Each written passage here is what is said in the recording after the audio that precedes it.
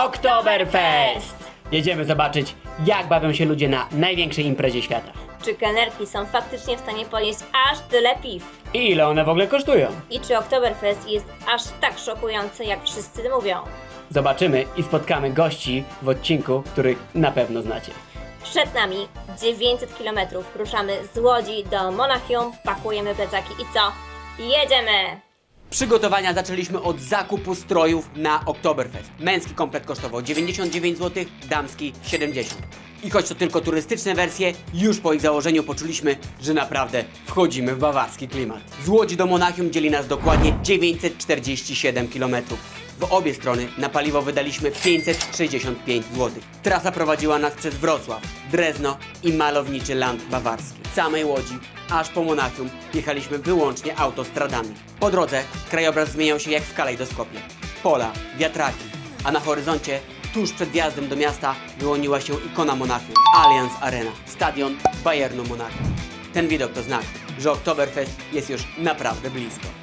Zostańcie do końca, gdyż Skoda Camper już po podsumowaniu odcinka wyciął nam niezły numer. Skoro wyjazd, to też pakowanie. Idziemy pod kemping na Oktoberfest, a tenże kemping otwiera się jedynie na czas Oktoberfestu właśnie. Nie będziemy spać w kamperze, nie będziemy spać też pod namiotem, ani w żadnym apartamencie. Będziemy spać w aucie. Dlatego z tej oto okazji kupiliśmy specjalne gadżety, które za chwilkę Wam pokażemy. Ale teraz spakujmy się. Pierwsze, co towarzyszy nam całą podróż dookoła świata, to nasz meksykański koc. Koc ten jest na tyle fajny, że używaliśmy go jako obrus, jako nakrycie do łóżka, ale również na plażowanie. Co tam, małżonka, przygotowałaś? Przygotowałam, żeby się czegoś napić, coś fajnego, i te kubki były genialne w podróży, bo nie dość, że trzymają ciepło, bez jakiejś reklamy, no Stanley się fajnie sprawdza, ale teraz jest tego tyle na rynku, że możecie sobie wybrać dowoli, co chcecie. Jak już będziemy spać w wspaniałym samochodzie, to mamy takie fajne śpiwory i to, co mnie się w nich najbardziej podoba, to z dwóch można zrobić Jeden Jeden. duży, także możecie spać blisko swojej drugiej połówki. Co tam jeszcze mamy? No wiadomo, jakieś elektrolity, jakaś multivitaminka. A ja zabieram nasze etui wodoodporne do wody. Do wody? A ty tam będziesz pływał? A jak będzie basen z piwem, Ja nie to mogę. mi się przynajmniej kamera nie namoczy. Nie mogę z ciebie. No wiadomo, stroje w stylu Oktoberfest. Oczywiście, słuchajcie, jeden z najlepszych gadżetów na każdą podróż to taka przekładka na wszystkie kontakty świata. Amerykańskie, meksykańskie, azjatyckie, jakie tylko chcecie, także obowiązkowo zabieramy. No ale Oktoberfest jest w Niemczech. To A co? w Niemczech jest chyba... Nie mogę z tobą. A w Niemczech jest przecież chyba Podróżnik, sama. podróżnik. Lepiej mieć, lepiej mieć. O, to jest coś, co kocham i uwielbiam. Latarki. Ja się generalnie boję ciemności, więc w ogóle jak byliśmy w tej naszej podróży dookoła świata, to ja po 8 roku najczęściej nie wychodziłam z naszego kampera. Chyba że gdzieś razem szliśmy, no to zupełnie inna sprawa, ale latarki są mega i warto jest zainwestować troszkę więcej po to, żeby były porządne i żeby miały dość długi okres wytrzymałości, bo im dłużej świecą, tym lepiej. No dobra, kamerę mamy, drona mamy, to co? W coś by to trzeba było spakować. A, Słuchajcie. jeszcze dysk. Ale jeżeli ktoś nagrywa filmy, zdjęcia, polecamy. Tak jest, 18 kart, dyski dodatkowe, ale słuchajcie, żeby to wszystko popakować, my w podróży dookoła świata byliśmy z takimi tobołami, lepiej się sprawdzają niż walizki. Dlaczego? Dlatego, że idąc mamy wolne ręce, co jest bardzo ważne, a przede wszystkim jak bierzemy jakieś auto, taksówkę, to wszędzie się to upcha, gdzieś się ściśnie, a walizki, wiadomo, nie ściśniemy. No dobra, no ale na tą podróż to ten drugi by się nie przydał, bo to za dużo chyba klamotów, co? Dlaczego? No bo jedziemy sami. No tak. 3 rano, ruszamy na Oktoberfest. Jest espresso w plastikowym kubku. Trasa pokazuje 9 godzin 18 minut. To co? Uderzamy.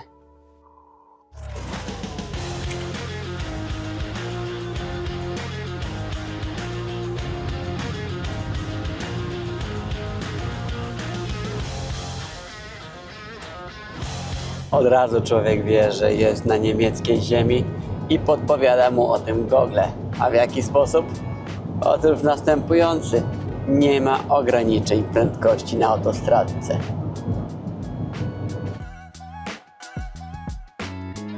Do Oktoberfest zostało jakieś 260 km. Robimy klasyczny polski postój na parkingu z serkiem wiejskim, bułeczką. Jeżeli monitorować inflację na podstawie kosztu toalety na niemieckim mopie, to nie ma inflacji od wielu lat. 1 euro jest 1 euro.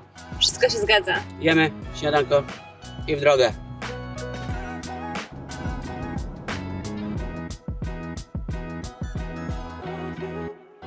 Dojeżdżamy powoli do miejsca docelowego, do Monachium. I przy tej okazji może warto powiedzieć, dlaczego Oktoberfest jest największą imprezą świata. No właśnie, dlaczego? Dlatego, że co roku zjeżdża tutaj aż 6 milionów ludzi. 6 milionów, wyobraźcie sobie tą skalę. Dodatkowo wypijanych jest ponad 7,5 miliona litrów piwa. Sprzedawanych jest 500 000 kurczaków na tym festiwalu. Co roku przy obsłudze tego wydarzenia pracuje 13 000 osób. No a pretzli sprzedaje się aż 600 000.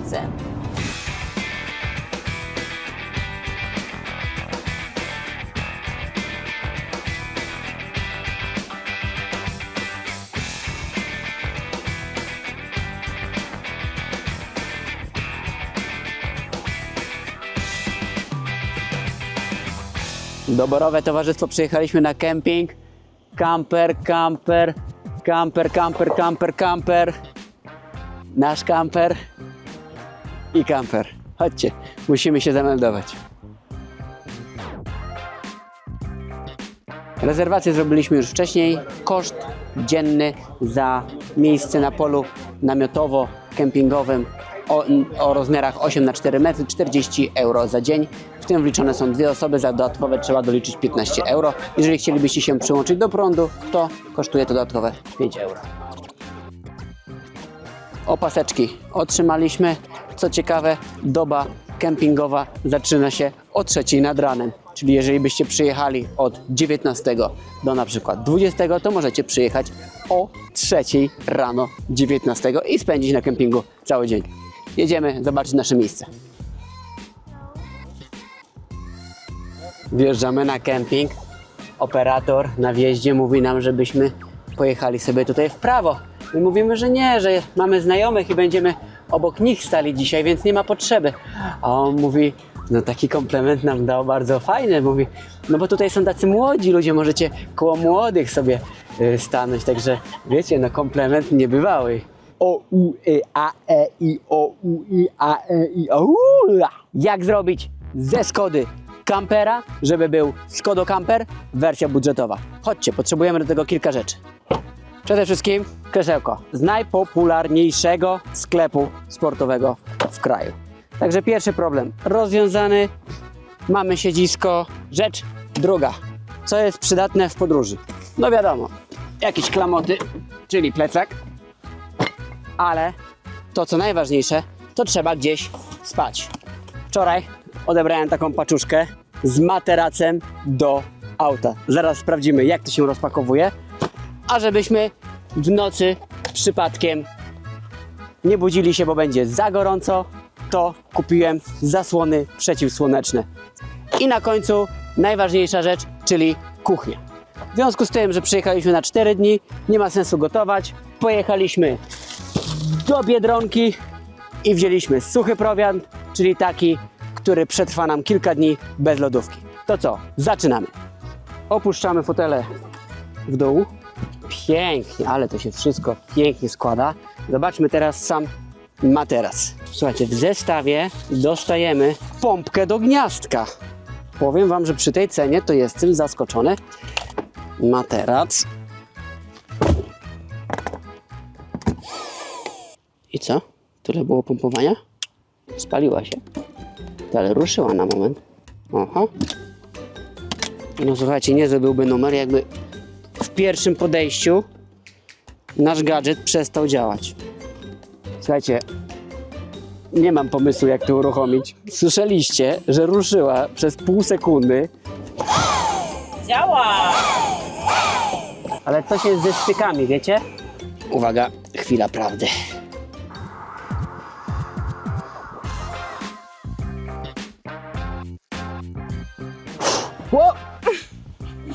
A few moments later. Szczerze mówiąc, jest słabo jakościowy. Pompka raz działa, raz nie działa, nie spaliła się, ale chyba na ten moment spełnia rolę. Uzupełnimy wiedzę rano, a teraz, żeby nam nie było za gorąco, montujemy przeciwsłoneczne rolety.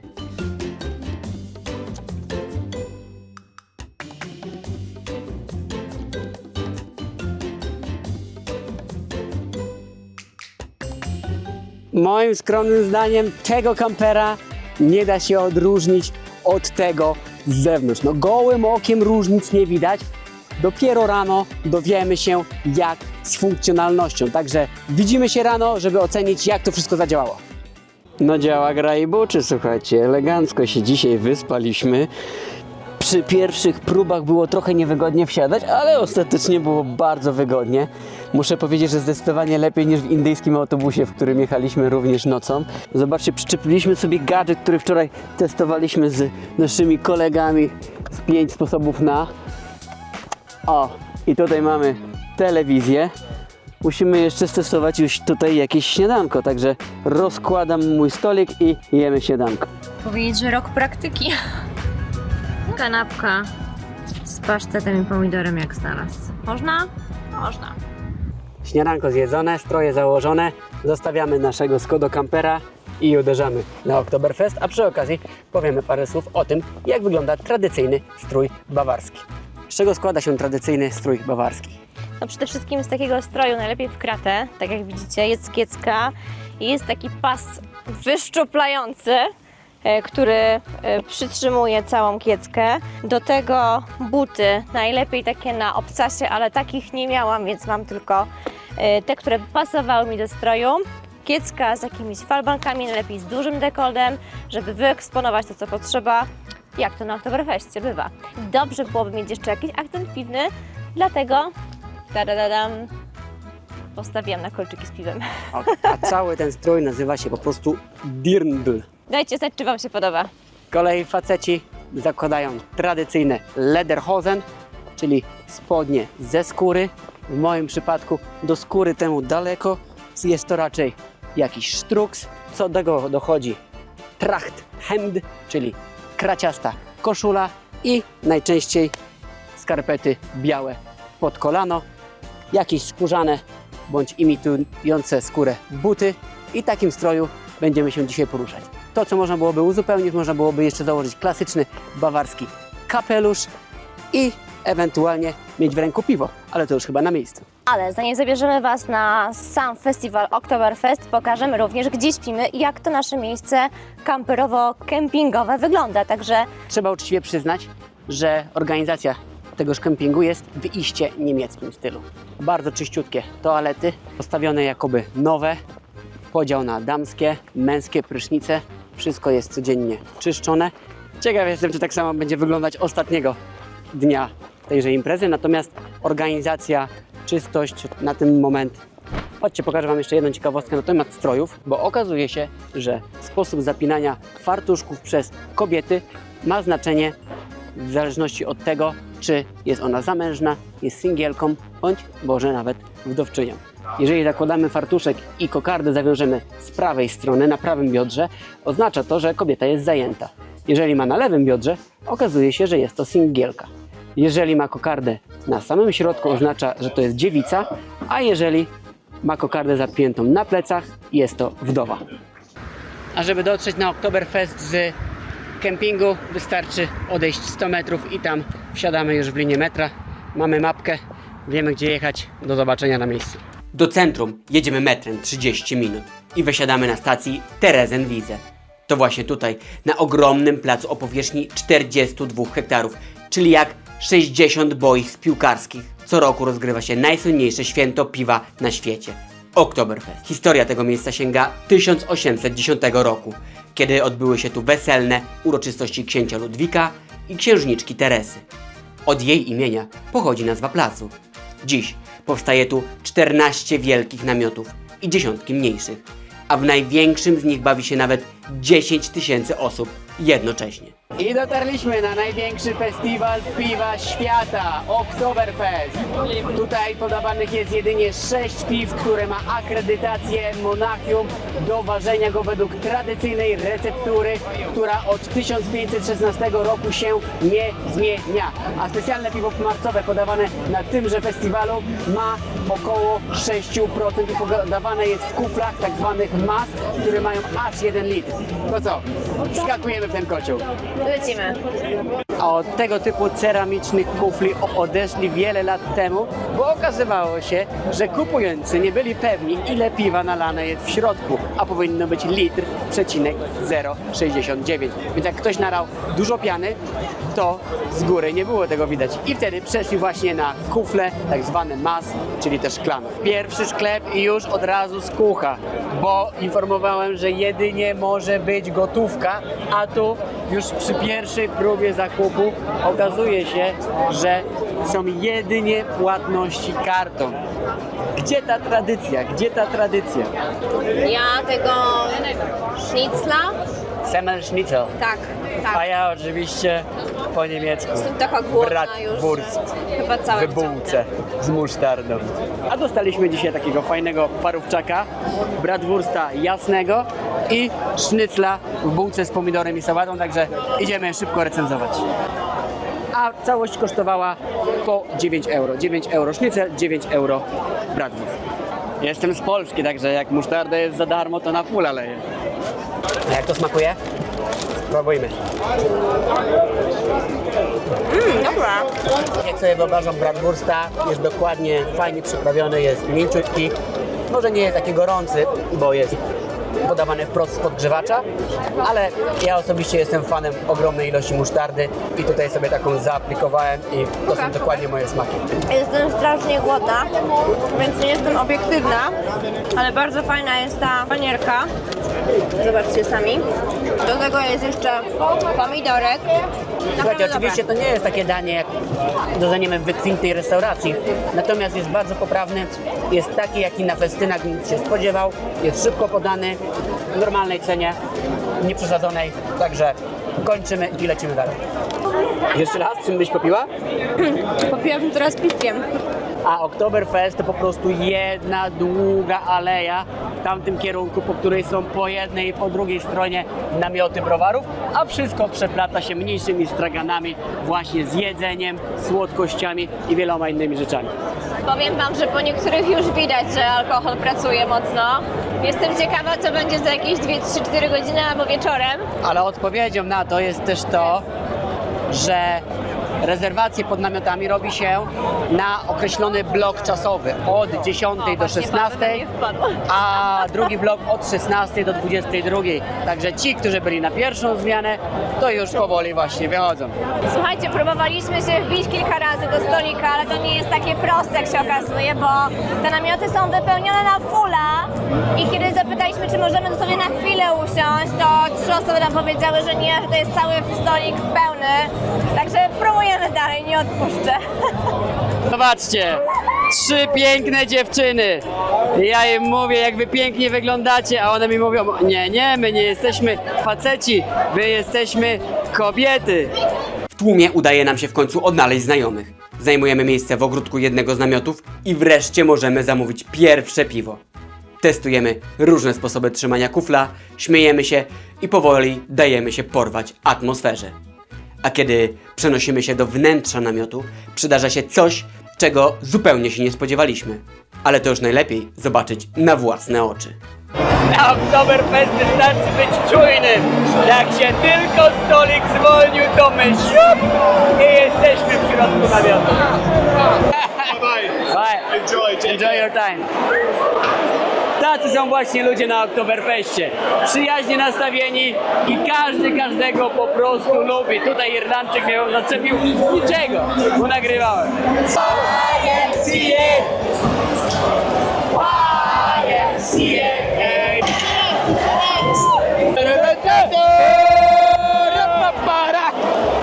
Prost!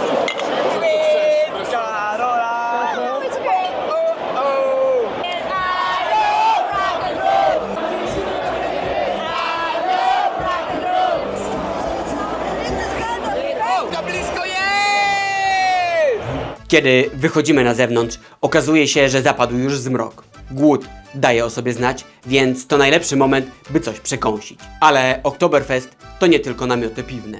To także wielki Luna Park z diabelskim młynem, rollercoasterami i atrakcjami dla rodzin.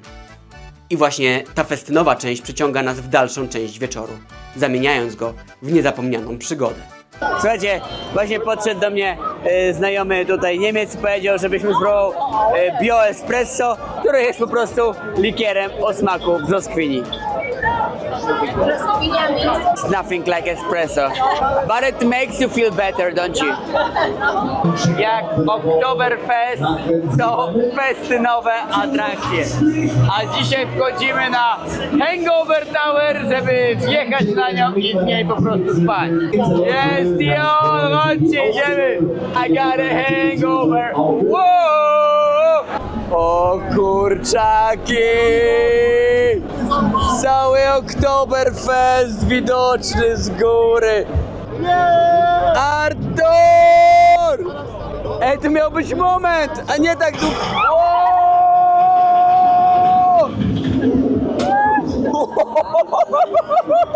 I got a hangover. Powiem wam, że ja nie miałem czasu się bać, bo to się tak założyło szybko wszystko. To był kurde moment. Bo lecimy właśnie na Dom Strachów, czyli jedną z typowych festynowych atrakcji Oktoberfestu. Bo trzeba uczciwie przyznać, że Oktoberfest to po prostu taki duży festyn. Taki bilecik kosztuje bardzo drogo, bo aż 12 euro, ale dla zabawy czego się nie robi. Nie wolno nagrywać tego, co się dzieje, więc będziemy tylko relacjonować to, co się dzieje na żywo.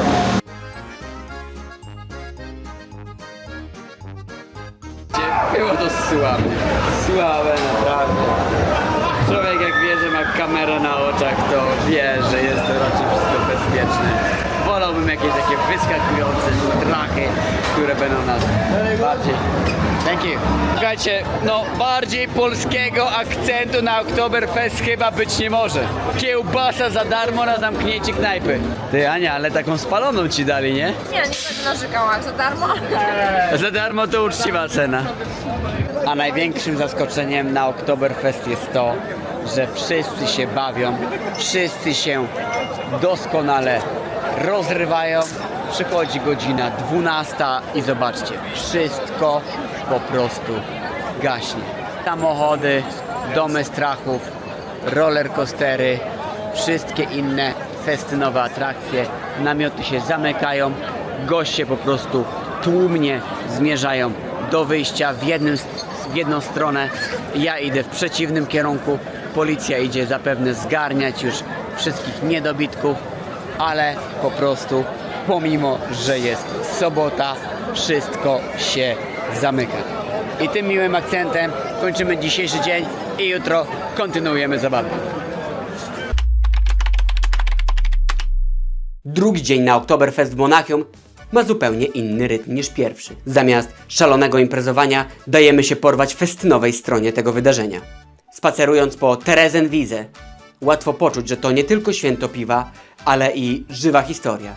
Każdy namiot przypomina małe miasteczko. Z orkiestrą, kuchnią i miejscem dla nawet 10 000 osób naraz. Wśród karuzel i świateł odkrywamy, że wiele z atrakcji ma swoje korzenie w XIX wieku. Kultowy diabelski młyn nazywany jest wręcz oknem na Monachium. A jeszcze wcześniej Oktoberfest zaczynał się od wyścigów konnych. Pamiątki po weselu bawarskiego księcia. Są też kolekcjonerskie smaczki. Co roku powstaje oficjalny kufel Oktoberfestu. Te z dawnych lat osiągają dziś zawrotne ceny, a samo święto generuje dla Monachium nawet 1 miliard euro przychodu. I choć każdy myśli o piwie, Oktoberfest kryje niespodziankę. Specjalne namioty, gdzie serwuje się wyłącznie wino. To właśnie te historie i szczegóły sprawiają, że Oktoberfest to coś więcej niż festyn. To tradycja, w której co roku uczestniczą miliony ludzi z całego świata. Oktoberfest dzień drugi, czyli największe dożynki świata. Zobaczymy, czy uda nam się dzisiaj znaleźć stolik i czy znów Oktoberfest wciągnie nas tak jak wczoraj. Szukamy wszystkiego tego, co najlepsze na tym festiwalu właśnie. Lecimy! A jeżeli nie zrobimy sobie rezerwacji w namiocie, to najczęściej czeka nas właśnie to, czyli po prostu taśma. My pocałowaliśmy klamkę już kilkukrotnie, ale lecimy dalej poszukać być może szczęścia.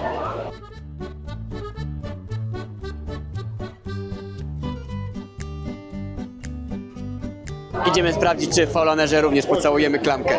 Chodźcie.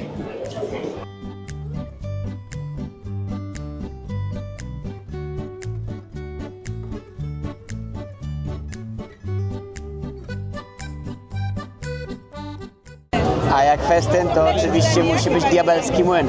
Zobaczymy, jak wygląda Oktoberfest z lotu ptaka. Dopiero z tej perspektywy widać, jak wielki jest Oktoberfest. A skupia on się nie tylko wokół piwa, a przede wszystkim wokół dobrej zabawy. Luna Park, jedzenie i wszystko to, co zapewnia nam dobrą zabawę. Atrakcje zaliczamy do tych zdecydowanie mniej strasznych, ale bardzo przyjemnych, bo można zobaczyć perspektywę całego Oktoberfestu. Lecimy dalej.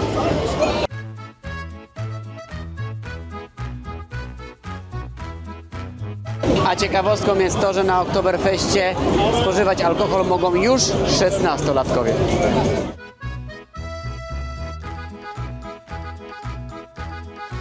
No to jak Oktoberfest, to trzeba spróbować jednego z najpopularniejszych dań, które serwowane jest w ilościach według szacunków między 450 000 a 550 000 kurczaków na całym Oktoberfeście.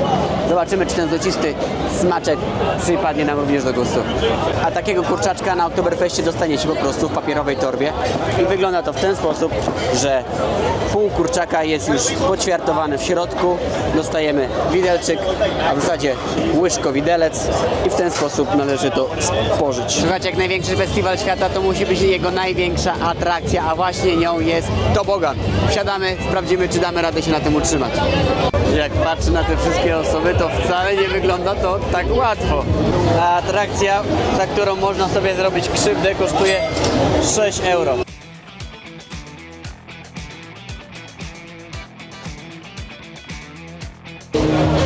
Strach ma wielkie oczy.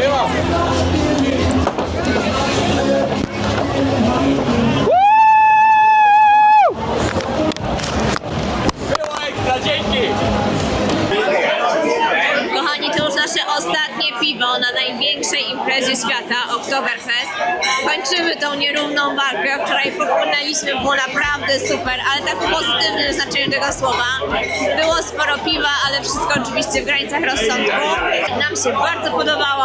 Jeżeli jeszcze nie byliście, to najwyższa pora, żebyście też tutaj przyjechali. Jeżeli podobało Wam się to, co dzisiaj zobaczyliście, Subskrybujcie nasz kanał koniecznie, bo pomaga nam to pokazać jeszcze większej ilości osób, jak wygląda podróżowanie z dziećmi, jak wygląda podróżowanie samemu i tyle. i to chyba najlepsza rekomendacja tegoż miejsca. Piwo marcowe, duże tak.